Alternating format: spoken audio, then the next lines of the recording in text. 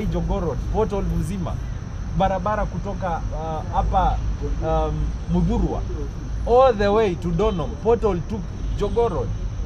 Na najua barabara ziko na pothole Nairobi hatuwezi hesabu, and that is not the reserve of the county government. It works in collaboration with the national government to deliver better roads for this country. Where does the road maintenance levy go to?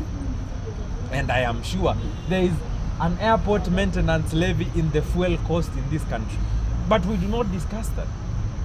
Where does the airport maintenance levy go to? Because we have a leaking airport, that is JKIA. And the other airports in this country that are called the so-called international airports are in shambles. They are in dilapidated conditions. So you tell me, if this is a government anyone should be supporting. Because Francis Atwoli has done us a big disfavor.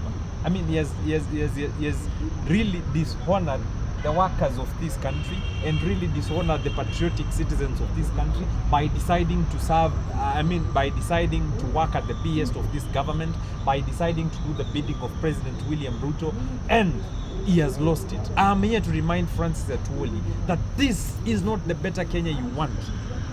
This government will not deliver anything substantial and positive for the workers of this country. This government does not care for KOTU and any trade union in this country. And you, Francis Atwoli, own so much power. You have so much power and so much influence in this country that you can influence a national strike in this country, that you can push if you want to, for the interests of workers in this country. If we are to be honest, WASU and lecturers in this country are on strike. The other day, the doctors were on strike. And the day before that, the nurses were on strike. The day before that, the teachers were on strike. What does that tell you? That KOTU is failing. Because in my understanding, KOTU as the umbrella trade union that has a national image should serve to protect the interest of teachers, the interest of lecturers, the interest of nurses, and the interest of all workers in this country.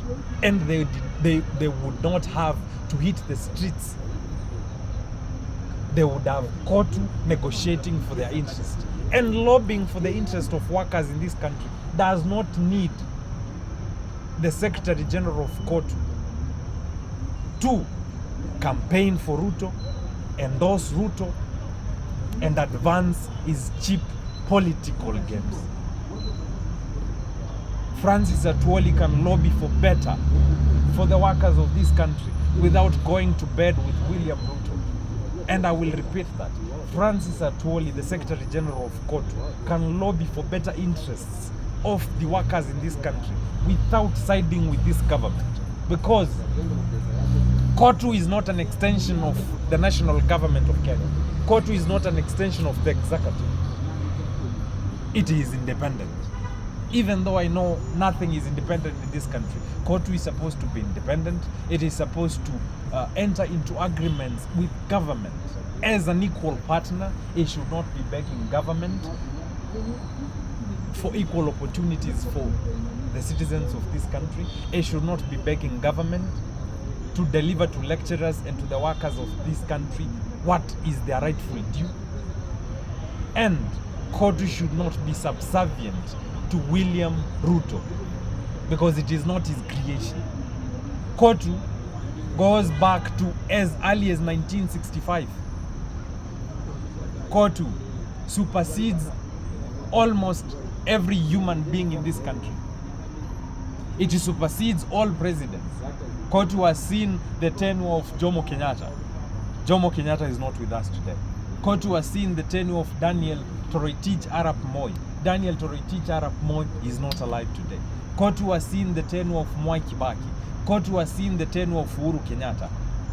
And now we have William Ruto. That tells you that KOTU will still exist even when William Ruto leaves power in 2027 or earlier. Francis Atwoli should stop soiling the good name of the Central Trade Organization. It is a body that is not an extension of the arm of government. It is a respected body that should be championing for the rights of workers in this country, and he should respect his stature and his position, because his position deserves better. When President William Ruto leaves power, KOTU will still exist. whether under Francis Atwoli or a different Secretary General. And if Francis Atwoli will not shape up, it is about time we start thinking on how to prop up a younger candidate as Secretary General for KOTU. Because it appears Mzee Francis Atwoli has fought so much for better and is reached his maximum. Probably is reached his menopause. He does not see anything, he does not see any need anymore to fight for the workers of this country. Perhaps it is about time we get a different chairperson, we get a different Secretary General who will push for the interest of the workers in this country and who will not be interested in forming alliances with government that will repress citizens and the workers of this country. I would understand if President William Ruto was a good president. I would understand if the current economy was doing good. I would understand if the current tax regime was not repressive and punitive to the workers of this country. I would understand, because the current tax regime is not in any way favoring the workers of this country. So it does not make sense to us that Francis Atwoli chooses to side with William Ruto when so much is at stake, and when the government is punishing, and when the government is oppressing the workers of this country. It is about time we start thinking of how to push Francis Atwoli to do what he was elected to do, to fight for the workers of this country, and to strongly represent the interest of workers in this country without having to side with the government. The same Francis Atwoli was very vocal during Moi's time and during Kibaki's and Uhuru's time. He reminded them that the workers' interest in this country come first, because this is a working country. After agriculture, the other breadwinner for this country is these workers you see here. Without them, the economy of this country would stop. They are in the money. They are in the money economy. It is the money that these workers save in banks that we borrow. We who are in the informal sector, we need these workers and we need to protect them. And if Francis Atwoli is not ready to do that, or if he's tired of doing that, it is about time he resigns, or we push for a younger candidate to replace him as a Secretary General when the re-election and when the next elections for KOTU comes up. He has served the Kenyan citizenry well for 5 terms, and it is about time he leaves office, or we should push for a ceiling on the term limits, on the terms of the Secretary Generals. We cannot have Francis Atwoli serving till his death. He has served his interest.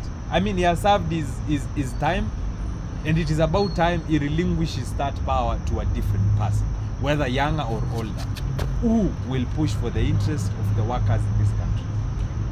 Thank you.